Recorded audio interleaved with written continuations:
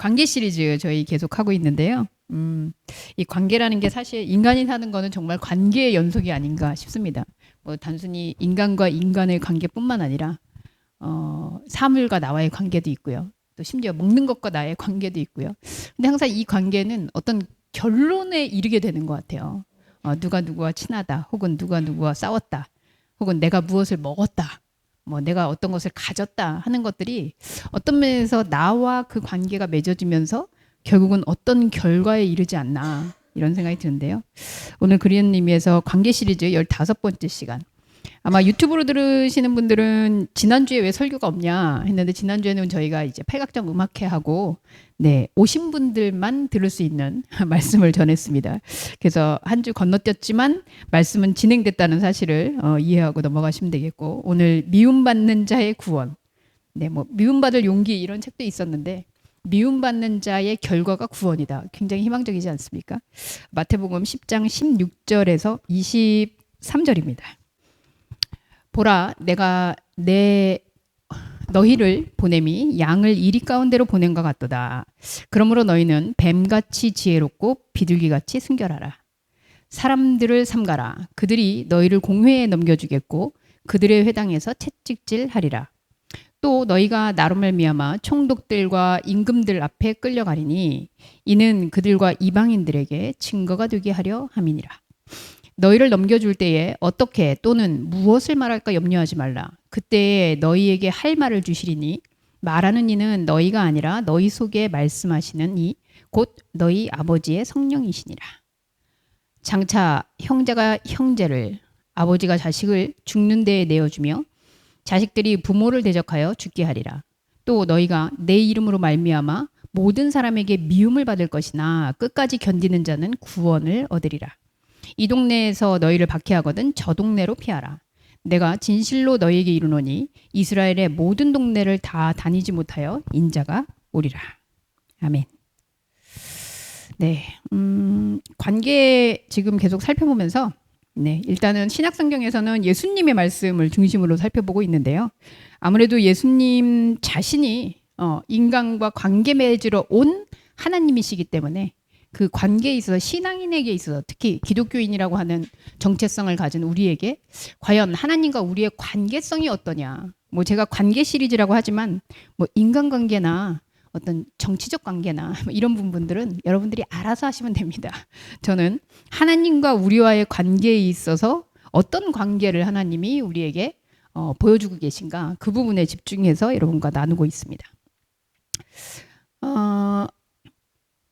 사실 성경에서 이 관계를 얘기하면서 예수님이 지금 16절에 뱀과 비둘기처럼 지혜로워라 이런 얘기를 하는데, 저는 사실 이게 무슨 말일까? 왜 예수님이 뱀처럼, 뱀 그럼 우리 굉장히 좀 안 좋은 인상을 가지고 있잖아요. 근데 뱀과 또 비둘기를 이야기하면서, 그래서 제가 찾아보기도 하고 또 제가 주목사님에게 물어도 봤어요.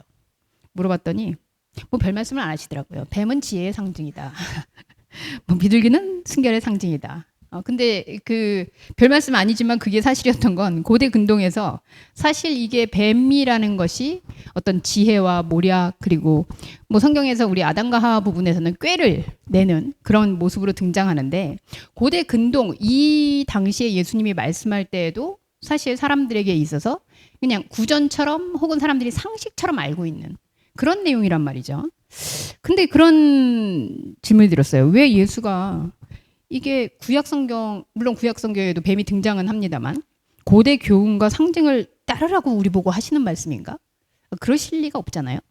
예수님이 분명히 진리의 말씀을 전하는데 이 고대 근동의 문헌을 가져와서 우리 보고 관계를 하려면 뱀처럼 지혜롭고 비둘기처럼 순결해야 된다, 뭐 이런 교훈을 주실 리 만무하단 말이죠. 그럼 과연 어떤 이야기들을 하고자 지금 이렇게 그냥 그 당시에 상식적으로 생각할 수 있는, 그렇다면 제가 생각할 때는 이 뱀같이 지혜롭고 비둘기같이 순결하라 이 말씀은 이 앞에 있는 말, 보라 내가 너희를 보냄이 양과 이리 가운데 보낸다, 보내는 것 같다, 이렇게 말씀하신 데에 걸리는 말씀이란 말이죠. 그럼 마치 우리 이렇게 생각하잖아요. 선교 파송하면서 이 전의 말씀이 사실은 파송이었어요. 그래서 지난주 못 들으신 분들은 좀 건너뛴 감이 있습니다만, 근데 어쨌든 예수님이 파송하는 장면이 있었는데, 파송을 하면서 결국 우리가 이야기할 때 결국은 다른 데로 가지 말고 이스라엘의 잃어버린 자에게로 가라, 그렇게 얘기했었거든요. 그래서 그 맥락에서 이어지는 말씀입니다. 그래서 내가 너희를 파송을 보내는데 이 파송이 마치, 네, 목사님도 아침에 늑구 얘기하셨는데, 네, 늑대가 나타났다 하는 것처럼 너희가 양인데 마치 늑대에게 보내는 것 같다. 이런 지금 비유를 하신단 말이죠.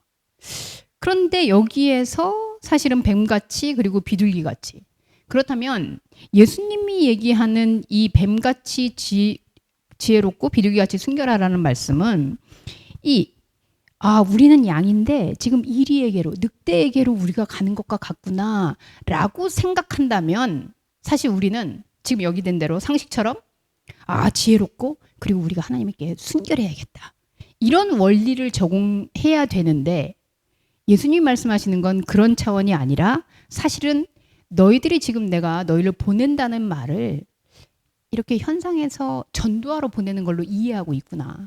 만약에 그렇다면 진짜 너희들이 지혜롭고 순결하게 하면 된다. 그런데 내가 지금 너희를 보내는 거는 그런 차원이 아니다 라는 말씀을 사실 지난주에 좀 우리가 나눴고요. 오늘 말씀도 그 연장선상에 있습니다. 그럼 과연 어디로, 왜, 그리고 보내는 자와 보냄을 받는 자, 예수님이 지금 제자들 파송하거든요. 파송이란 말도 참 어폐가 좀 있죠. 그런데 이 파송을 한다는 거 보통 우리가 보낸다 라는 의미를 가질 때, 선교사로 보낸다, 전도자로 보낸다 하면 이제 딱 준비하고 가서 희생을 각오하고 거기에 가서 내가 어떤 고통과 역경이 있어도 하나님에게로 돌아오게 하리라, 이러고 가잖아요. 근데 예수님이 보내는 이 파송에, 여러분들이, 제가 밑줄 긋고, 이게 또 겹쳐 보이는군요. 죄송합니다. 종이가 겹쳐져서. 이게 제대로 안 나올 땐 여러분이 저한테 말씀을 해주시면 돼요. 네, 여기인데요.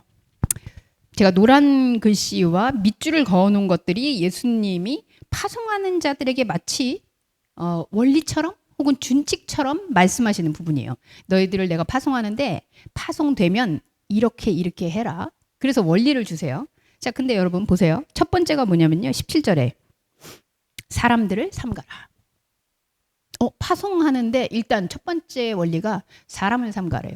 그럼 이거 사람 만나러 가라는 얘기가 아닌 거죠?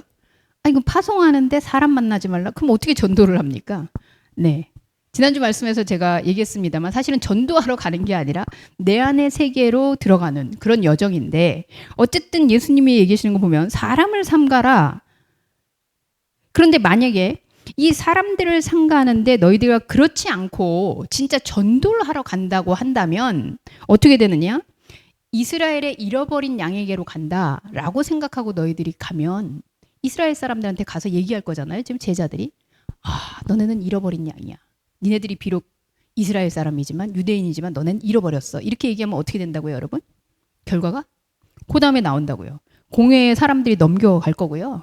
종교 재판에 회부되겠죠. 지금 제자들의 신분이나 제자들이 가지고 있는 어떤 그 역량이나 이런 걸 봤을 때 유대인들한테 가가지고, 사도 바울이 나중에 변화가 됐으니 망정이지, 베드로가 사도 바울을 안 변했을 때 만나고 너는 유대인의 잃어버린 어린 양이야, 이렇게 얘기하면 어떻게 되겠어요? 당장 잡혀가겠죠. 그래서 그런 마음을 먹고 가게 되면 공회에 넘겨주고 그리고 회당에서 채찍질 당할 거예요. 그 예수님이 얘기하는 거예요. 그러니까 그런 사람들 삼가하라. 결국 사람에게 가는 일이 아니다라는 얘기 하시는 거죠. 그리고 두 번째 부분요, 18절에 총독들과 임금들 앞에도 끌려갈 것이다. 네. 이제 더 이상 잡혀갈 데 없을 만큼 권세자들에게, 만약에 너희가 사람에게 간다라고 생각하면 공회에 넘겨가고 회당에서 채찍질 당하고 심지어는 총독들과 임금 앞에 끌려가고 이렇게 되는 거죠. 그래서 우리는 이걸 뒷부분에 나오지만 박해라고 얘기합니다. 전도를 위해서는. 그래서 예전에 저기 가서 막 불교 가가지고 부처님 상을 막 부시고 우상을 다 타파해야 된다고 그래가지고 남의 종교에 가가지고 막 뭐 붓고 막 이런 짓을 하게 되는 거죠. 근데 예수님 뭐라고 말씀하시냐면 그렇게 됐을 때 마치 너희들이 이방인의 증거가 될 것이다. 이렇게 얘기하니까 그렇게 해서 이방인들을 전도하게 되나 보다 이렇게 오해할 수 있는데요. 사실 예수님 말씀은 그런 게 아니라 이렇게 너희들이 사람에게 가서 전도한다고 생각하고 내가 사람에게 보낸다라고 생각하고 너희들이 가면 가서 이런 충돌과 문제가 생길 것이다. 그래서 이렇게 충돌하게 되면 거기에서 사실은 이방인에게 증거한다라고 얘기하는데 이 이방인의 증거는 이방인이 누굽니까? 이방은 사실 현상이에요. 하나님의 영과 상관없는 현상이에요. 그럼 그 현상들이 증거가 되고 현상이 보기에 어떠한가? 라는 부분에 있어서 현상으로 이거를 극복하려는 것들이 생겨나겠죠. 사실 우리가 사람을 찾아가서 뭘 한다. 그러면서 둘 중에 하나요. 하나님은 어떻게 나를 이렇게 보내시고 괴롭게 하시는가? 혹은 내가 이 괴로움을 이겨내야 결국은 전도가 되겠구나. 그 수많은 간증이 그런 가운데서 일어납니다. 근데 정말 그런 말씀이냐라는 게 아니라 19절에도 계속 이어지거든요. 그렇게 되다 보면 결국은 너희를 넘겨줘요. 어디로 넘겨요? 네, 이제 죽음으로 넘겨가겠죠. 근데 이렇게 넘겨줄 때 박해를 당할 때 무엇을 말할까 염려하지 말라. 두 번째 수칙이 첫 번째 수칙은 사람을 삼가해라. 안 그러면 너희가 붙잡혀가고 맞고 거기에서 재판당하고 그리고 난리가 날 거다. 이 얘기 하셨고요. 두 번째 수칙은 넘겨줬을 때 말하지 말라 해요. 네, 내가 지금 박해받고 있어요. 그럼 말하지 말아라. 자, 앞에서 내가 충돌하게 되고 가서 막 억울하게 지금 나는 하나님의 말씀을 전파하러 갔는데 내가 잡히고 채찍질 당하고 막 이러면 내 안에서 이런 것들을 해명하고자 하는 생각들이 들겠죠. 안 그러면 뭐 우리 광화문에서 많이 보지 않습니까? 네, 하나님이 말씀하시기를 너희 이 무슨 자식들아 막 이러면서 저주가 나오든지. 그래서 우리 안에서 이 충돌을 해명하려는 속성이 등장하거든요. 그러면 말을 안 할 수가 없겠죠. 근데 예수님이 말하지 말라는 거예요. 그럼 사람 삼가해라. 말하지 말아라. 왜 갑니까? 지금 이렇게 모순되게 예수님이 얘기하고 있는 거 여러분들 지금 보고 계시죠? 이해되시죠? 그러니까 결국은 예수님이 말하지 말아라. 왜? 말하는 이는 너희가 아니라 너희 안에 있는 말씀. 너희 속에서 말씀하시는 이라고 얘기하거든요. 그럼 마치 우리는 상상하기를 내가 내 말은 못하는데 하나님이 거기서 말씀을 주셔가지고 막 이렇게 얘기하게 되는구나. 그래서 지금 뭐 종교의 이름으로 하나님의 이름으로 얘기하는 사람들이 다 대언자라고 얘기하죠. 이건 내가 얘기하는 게 아니야. 하나님이 나를 통해서 말씀하시는 거야. 여러분 죄송한데 혹시나 제가 이게 조금 정신적으로 혼란이 와서 여러분들에게 혜민아 하나님이 너한테 말씀하시는데 이렇게 얘기한다. 유진아 하나님이 내가 꿈을 통해서 너에게 말씀하신대 이러면 여러분 쳐다보지 않고 뒤로 돌아서 가셔야 돼요. 그건 내가 좀 이상해진 거예요. 여러분. 그리고 다음에 보셔서 제가 멀쩡한지 검토하셔야 돼요. 하나님이 말씀을 주신다라는 말씀은 하나님은 말씀이시잖아요. 그러니까 이 말씀이 밖에서 하거나 들리거나 하는 말씀이 아니라 다른 차원의 그리고 우리가 거기에서 충돌이 일어나고 내가 핍박받는다고 생각하고 파송 와서 내가 정말 무슨 말씀을 할까 나는 어눌한 자원이 모세 보셨었죠? 그 자기 말 계속 하잖아요. 하나님이 주신 말씀이 아니라 그런 말 하지 말고 이것은 그렇게 말하는 파송이 아니다 라고 말씀하시는 거죠. 그러면 사람도 만나지 말고 말도 하지 말고 근데 여기서 더 심각한 일이 일어납니다, 여러분. 21절. 이 말씀 때문에 참 이 기독교를 오해하는 분들도 많고요. 예, 우리도 참 이런 말씀을 읽을 때 아니 이게 도대체 무슨 일 이렇게 생각할 수 있는데요. 네, 그럴 의미에서 한번 같이 읽어보죠. 21절 시작. 장차 형제가 형제를 아버지가 자식을 내어주며 자식들이 부모를 대적하여 죽게 하리라. 여러분 이게 남들 얘기가 아니고 네. 저희가 파송을 당했을 때, 지금 파송을 가게 됐을 때 일어나는 일에 대해서 예수님이 얘기하시는 거예요. 그래서 파송을 갔을 때 너희들 사람 조심해. 안 그러면 사람 니네들이 만나고 다니면 거기서 잡혀가고 채찍질 당하고 고소당하고 너네 그럴 거야. 그리고 너희들이 파송당했을 때 말하지 마.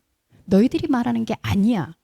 그리고 세 번째는 더 무시무시한 얘기를 가족들이 네, 서로 죽게 한대요. 이 족보에서 제명당하는 거잖아요. 그죠? 그러면 왜? 이 가족이 서로 죽인다라는 말은 결국은 족보가 멸절되는 사건인데요. 이 형제, 부모, 자식 관계가 전복되는 상황. 여러분, 이게 사실은 파송이라는 거예요. 우리가 파송됐을 때 이 가족이라고 생각했던 이 가족에는 하나님도 포함되어 있죠. 하나님 아버지. 우리는 하나님의 자녀. 우리는 하나님의 백성. 이렇게 생각했던.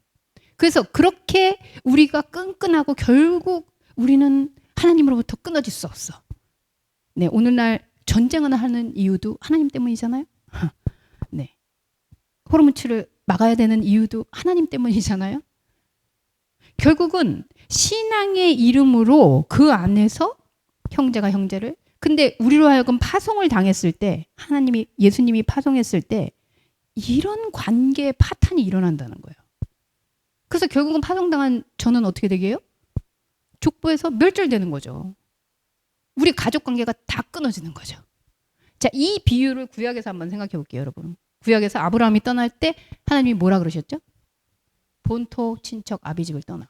네. 그 당시에 본토 친척 아비를 지금 본토 친척 아비를 떠나도 이런 나쁜 놈 이렇게 욕 먹어요. 네. 가족 관계에서 단절되는 거잖아요. 완전히 자기가 그 족보에서 사라지게 되는 거잖아요. 이런 걸 우리는 뭐라고 얘기했죠? 무연고, 독생자. 네. 그 상태가 된다는 거예요. 가족 관계에 있어서 잊을 수 없는 비유 하나 있죠. 욥기. 예, 욥이 정말 고난당하다. 그래서 나중에 어떻게 되죠? 네, 새 부인을 얻어요. 그리고 막 자식도 새로 막 낳아요. 그랬더니 이전보다 하나님께서 축복하셨다. 아, 새 부인이 오고 이전 자식 다 죽고 새 자식 얻으면 축복이다. 여러분 이게 말이 됩니까? 그게 아니잖아요. 욥 안에서 그동안 내가 하나님의 이름으로 신앙의 이름으로 관계라고 생각했던 이 족보가 완전히 다 끊어지는 거예요. 새로운 족보의 출현이죠. 없는 족보. 그걸 우리는 독생자라고 얘기하고 무연고자라고 얘기하고 예수님은 나는 머리 둘 곳도 없어. 내 몸 하나 둘 데도 없어.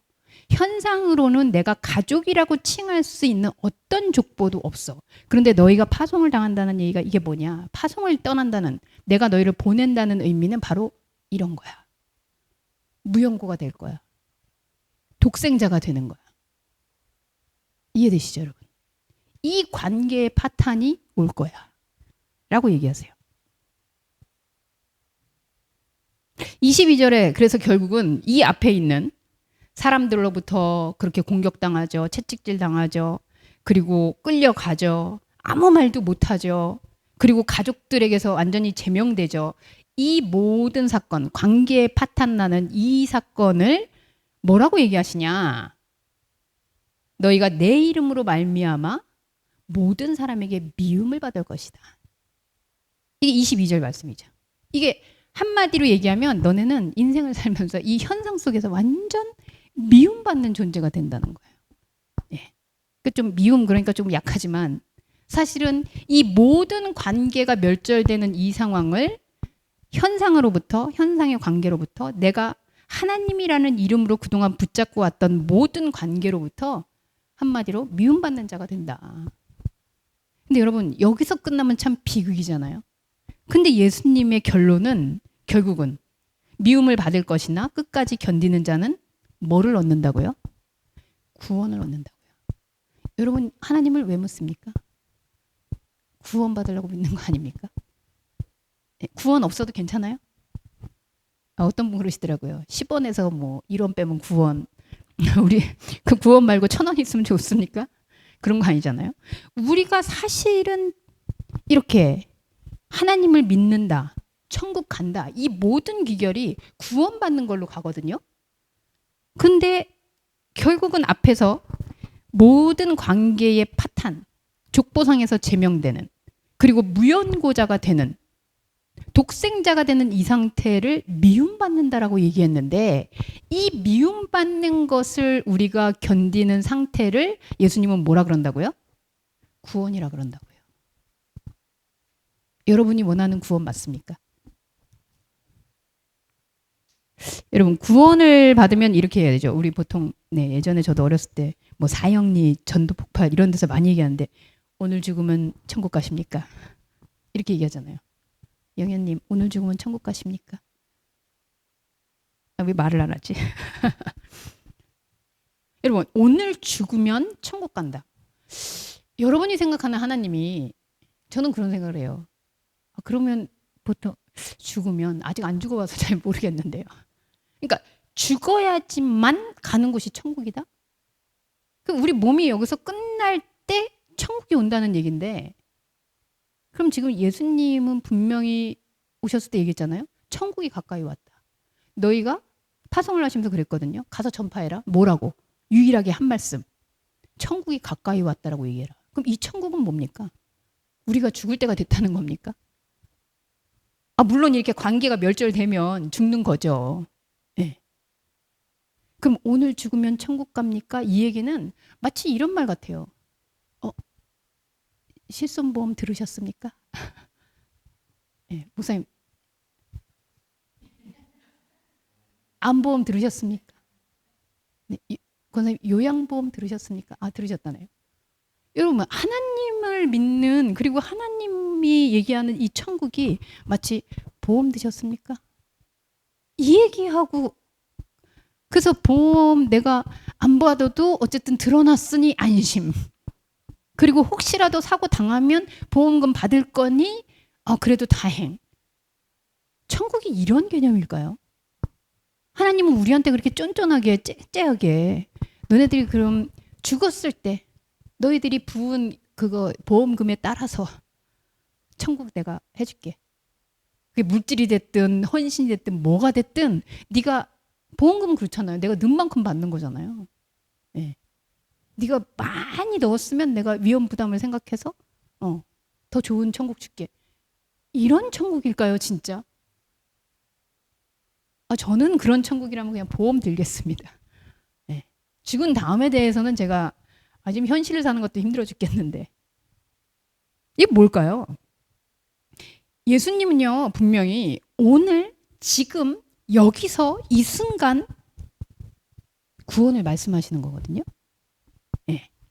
그래서 우리로 하여금 지금 왜냐면 여기서 지금 파송하는 제자들은 예수님과 지금 함께 있는 제자들이에요. 근데 나중에 죽은 다음에 구원받는 제자들 아니고요. 인간이 원하는 이 구원의 결말. 그죠? 우리는 구원받아서 천국 간다. 천국 가면 막 아파트에 가고 막 너무 좋은 데 가고 천국 가서도 왜 아파트를 가는지는 잘 모르겠습니다만 근데 만약에 그 논리라면 예수님의 지금 구원의 결말은 미움받아야 되고요. 족보에서 사라지는 거고요. 박해받는 거고요. 그리고 모든 관계에서 멸절되는 거고요. 사람들한테 채찍 맞고요. 그리고 의심당하고요. 모독당하고요. 이게 구원인데요. 그럼 이 구원받는 게 천국 맞습니까? 뭔가 이게 앞뒤가 안 맞지 않습니까, 여러분? 과연 예수님이 얘기하는 이 구원이 무엇일까? 근데 여러분 죄송합니다. 예수님께서 말만 하신 게 아니라 우리는 예수님의 결말을 알고 있잖아요. 결국 예수님 십자가에 죽으시잖아요. 물론 그 이후에 부활도 있습니다만. 자, 그러면 한번 생각해 봅시다. 예수님도 본험을 받은 분이잖아요. 어디서? 하나님으로부터. 그죠? 우리를 파송하기 전에 예수님도 파송해서 오신 분이에요. 그죠? 그래서 이분도 파송된 자예요. 하나님 자신이 자기를 파송했어요. 그래서 파송해서 오셨어요. 그래서 어떻게 하시게요? 사람을 삼가해요. 제자들하고 같이 있었는데 무리를 끊임없이 떠나면서 사람이라는 건 과연 현상의 물질을 가지고 있는 이 사람의 세계로부터 끊임없이 삼가하시죠. 예수님이. 그리고 예수님이 현상에 있는 어떤 말씀을 전하는데 집중하냐? 그렇지 않아요. 그리고 결국은 스스로도 나는 독생자다. 나는 머리 둘 데도 없다. 그래서 족보에서 실제로도 아버지와 어머니의 결합으로 태어난 족보가 아니잖아요. 본인이 그런 정체성을 가지고 계세요. 그리고 우리는 결말을 알고 있습니다. 미움 받다 못해 어떻게 돼요? 죽었잖아요. 미움 받아서 죽었잖아요. 그게 파송의 결말이에요. 그럼 예수님도 파송받아서 그렇게 됐는데 우리는 파송받으면 가서 하나님께서 예비하신 나라에 가가지고 막 이렇게 하고 결국은 모든 사람들이 막 별떼처럼 몰려오고 하나님 막 증거하고 아멘하고 큰 교회 짓고 이게 결론이라고요. 그렇게 될 수 있을까요? 그럼 그럼 예수님보다 우리가 능력자입니까? 예수님은 이렇게 대형 교회를 할 능력이 안 되셔서 그런 겁니까?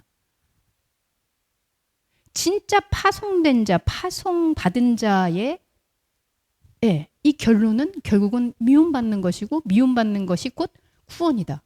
이렇게 얘기하시는 거예요. 그럼 이 모순을 우리는 어떻게 이해해야 될까요? 이 구원을.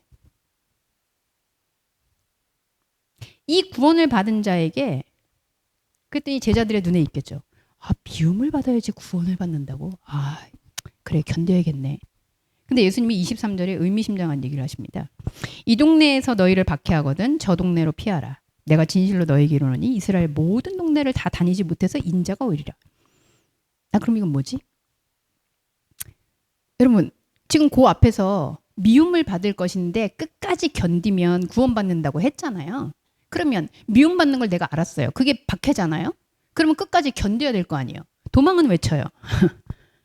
23절에 분명히 이 동네에 가서 너희가 근데 미움을 받아. 박해받아. 그러면 저 동네로 피해. 이거 너무 유치하지 않습니까? 끝까지 견디면서 나는 주님의 말씀을 끝까지 사수하겠어. 나는 여기서 박해받다가 죽어서 난 순교자가 될 거야. 이래야 되는 거 아닙니까? 그게 끝까지 견디는 거 아니에요? 근데 갑자기 너희들 여기서 박해받아. 그러면 어떻게 하라? 피해. 그래서 예수님도 돌 맞을 때 피하세요. 도망가세요. 이건 뭘까요? 아니 금방 미움 받지만 끝까지 견뎌서 구원을 얻어라. 이렇게 얘기하셔놓고 금방 여기서 이 동네에서 만약에 박해하면 저 동네로 옮겨. 이건 뭘까요? 이 박해를 받으면 이 동네라 저희들 거기 가가지고 채찍질 당하고 막 이러면 예수님 어떻게 하라는 거죠? 어떻게 말씀 전하죠? 그래? 그러면 딴 동네 가. 이 말은 그거 상관없어. 하나님의 나라에 이 구원의 세계는 장소냐 공간이냐 이런 거하고 상관이 없다라는 거예요. 구원과 천국은 그런 개념이 아니라는 거예요. 그래? 그리고 구원받은 자는 결론적으로 구원을 받았다라고 인식하는 사람은 그죠? 제가 뭐 아트 스페이스 너 예스를 하든 아트 스페이스 너 노를 하든 아니 그리고 제가 여기 10년 동안 10군데를 옮겼더라고요. 근데 거기서 뭐 처음에 했는데 주인이 나가라니까 내가 여기서 하나님의 교회를 하고 있는데 박해를 받고 있구나. 버텨야 돼. 주여 이 건물을 주시옵소서. 제가 땅 밟게 해야겠습니까? 그래서 옮겼어요 저는. 그래서 옮겨가지고 또 주홍규 목사님을 만났잖아요. 그래서 주홍규 목사님하고 했는데 둘이 잘 안 맞더라고요. 그럼 주님 이 사람은 아닌 것 같습니다. 이러고 제가 그 서로 미워하고 헤어져야 됩니까? 같이 또 이동했어요. 그래서 뭐 어떻게 해가지고 여기가 안 되면 절로 가고 저기가 안 되면 일로 가고 그래서 우리가 여기까지 왔단 말이죠. 근데 무슨 일이 났어요? 전혀 안 났어요. 물론 전혀 안 났다라는 말은 현상에서 어떤 일들이 안 생겼다는 게 아니고 우리가 말씀을 지금 하나님의 안에서의 말씀을 캐고 말씀으로 영의 세계를 같이 추구하는데 무슨 일이 났냐. 미안하지만 우리가 10번 이사했는데 그러면 영혼이 10번을 이사 당하느냐. 죄송하지만 영혼은 아무 상관이 없었다는 거예요. 자, 그렇다면 우리는 여기서 예수님이 얘기하는 이 구원, 이 미움이 과연 무엇인가? 인간이 원하는 구원의 결말은 어떻게 됐느냐? 예수님이 보여주시죠. 너희들이 원하는 구원, 그리고 너희들이 신앙의 이름으로 여기서 하나님이 주신 관계. 죄송합니다. 제가 뭐 자매님, 형제님 이렇게 뭐 부르지 말라는 건 아닌데 제가 잘 그런 걸 못 불러서. 근데 우리가 이렇게 형제님, 자매님 다 깨진다고 얘기하잖아요, 지금. 신앙의 이름으로 무언가 관계가 되었다. 우리는 하나님의 공동체입니다. 하는 이 이야기들도 인간관계로 맺어지는 거라면 사실은 그죠? 미움 안 받고 있는 거죠. 예수님이 얘기하는 인간들이 그래서 하나님의 아들이 오시면 우리는 구원을 이루고 구원받은 백성으로 여기서 잘 먹고 잘 살게 되겠지 하는 그 기대감을 여지없이 무너뜨리시면서 본인이 말씀하신 파송받은 자의 모습 그대로 예수님이 어떻게 돼요? 박해당하고 죽으셨어요. 그게 끝이에요.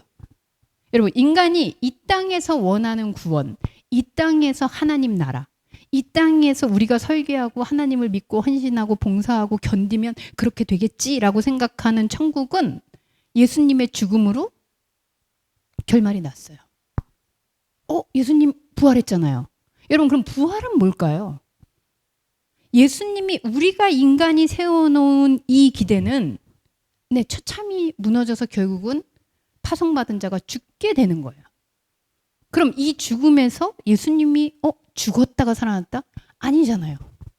그럼 뭐죠? 예수님의 죽음을 통해서 우리가 분명하게 확인한 거 하나는 몸이 죽었는데, 미움받던 그 인간의, 물질적인 인간이 죽었는데 안 죽는 게 있네. 그게 예수 그리스도의 영이죠. 그게 부활의 영이죠.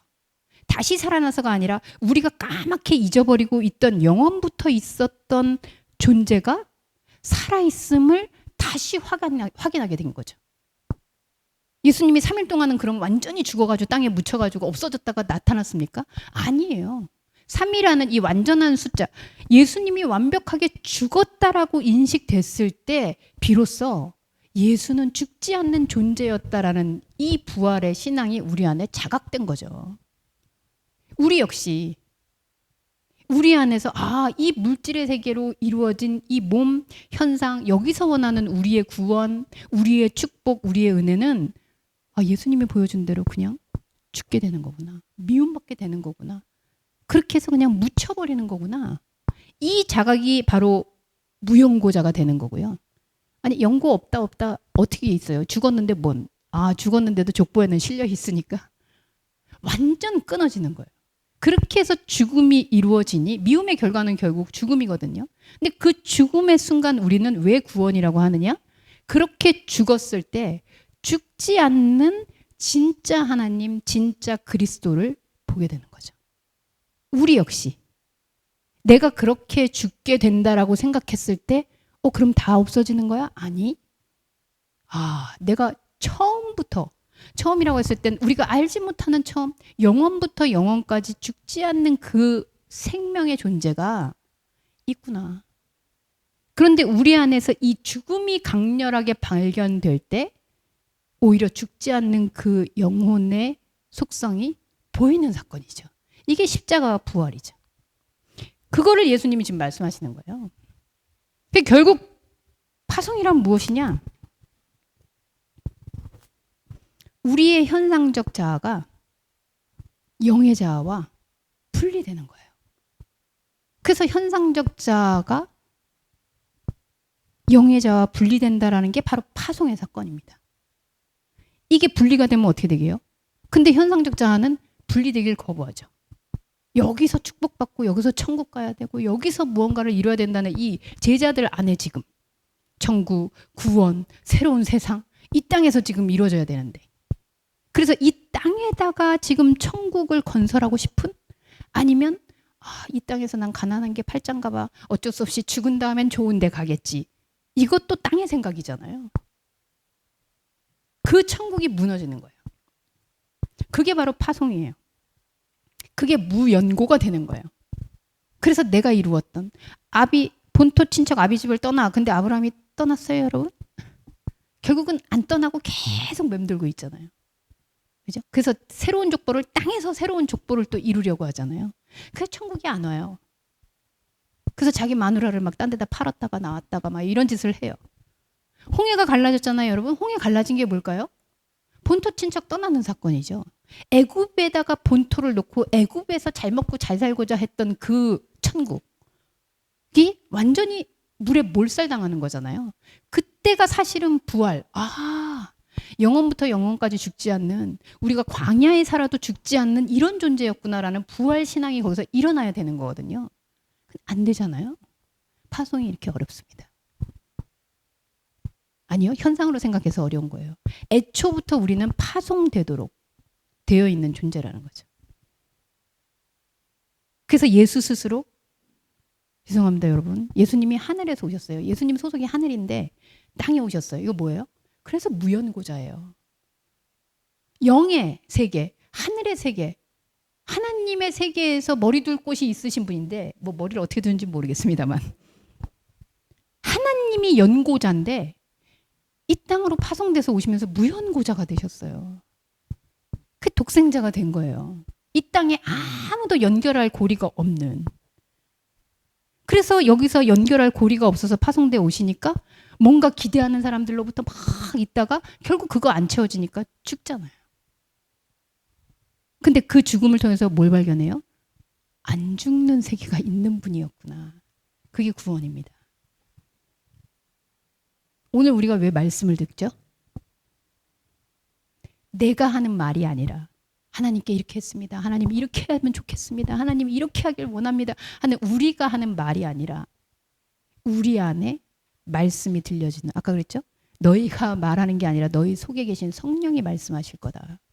바로 이 말씀이죠. 그렇게 분리되는 가운데 들려지는 말씀. 인간의 언어로 하는 말씀이 아닌. 그 성령의 말씀이 들리면 아, 내가 지금 현상으로부터 현상적 자아하고 내가 분리되고 있구나. 이 분리를 미움이라고 했어요. 아, 미움 받는구나. 그죠? 아니, 사랑하면 붙어 있어야지. 그래서 우리는 붙어 있길 원하잖아요. 분리되는구나. 이 분리는 연고 없음. 부모가 자식을, 자식이 부모를, 형제가 형제를 죽이는 사건이나 마찬가지로 분리되는 거니까. 그래서 무연고자가 돼서, 그런데 이 무연고자가 된 것을 우리가 계속해서 인지하러 여러분들 오시는 거잖아요. 그게 끝까지 견디는 거죠. 끝 안에서 살고 있는 거죠. 이 분리의 끝, 거기 안에서 우리가 살고 있는 거죠. 그게 바로 구원이에요. 그래서 오늘 죽으면 천국 갑니까? 아, 글쎄요. 제가 죽으면 알겠는데 이렇게 하면 저 아마 불신자가 돼가지고 걸릴 수도 있으니까 그렇게 얘기는 안 하겠습니다. 예수님께서 이스라엘 모든 동네를 니네가 다 다니지 못해요. 현상으로 그래서 핍박받고 여긴가 저긴가 피해 다니다가 피해 다닐 필요가 없구나. 이 이동은 우리 안에서 이 분리의 사건이구나. 그걸 알게 되는 게 바로 더 이상 다닐 필요가 없는, 이스라엘의 모든 동네를 다니지 않아도 되는, 그리고 이미 그리스도가 우리와 함께 오신. 여러분, 하나님의 구원은 뭘까요? 하나님도 구원받아요? 저는 그렇게 생각해요. 우리가 하나님을 하늘에다 매놓잖아요. 하나님은 오지 마세요. 거기서 좋은 것만 떨어뜨려 주세요. 이런 하나님이 나 그렇게 답답하게 나면 못 살아. 그리고선 파송돼서 땅으로 오시잖아요. 그런 하나님이 아니라는. 우리는요. 이 땅에 매여 있어요. 그리고 하나님의 축복도 여기서 받으려고 그래요. 그래서 우리를 파송시키죠. 어디로? 다른 차원으로. 하늘의 차원으로. 그 차원에서 우리의 구원이 완성된다는 거죠. 말씀을 통해 오늘 우리를 파송하시는 그리스도, 현상으로부터 무연고가 된 이 영의 세계로 분리되는 사건, 그것을 우리는 미움받는다라고 이야기하고, 현상에 대해서는, 그러나 하나님은 그것을 구원이라고 정의하십니다. 그 구원의 삶을 함께 공유해가는 저와 여러분들이 되기를 소원합니다. 기도하겠습니다. 하나님, 우리가 생각하는 구원, 오늘 죽으면 비록 내가 현상의 삶에선 다 이루지 못했어도 오히려 하나님이 우리를 불쌍히 여기시고 더 좋은 것으로 채워주는 천국을 기대하며 살아가고 있는데, 예수 그리스도는 그렇게 생각하는 나와 나의 영이 분리되어야 진짜 구원을 받은 존재가 무엇인지 알 수 있다고 말씀하십니다. 하늘로부터 파송받아 오셔서 사람의 연이 아니 오히려 무연고자가 되어 그 어느 누구와도 하나가 될 수 없는, 현상에서는 결합할 수 없는 그 존재가 되어 비로소 영의 세계가 무엇인지 우리에게 부활 생명으로 오신 예수 그리스도의 그 본심이, 그 진심이 오늘 우리에게 인식될 수 있도록, 자각될 수 있도록 은혜를 더해 주옵소서. 예수님의 이름으로 기도합니다. 아멘.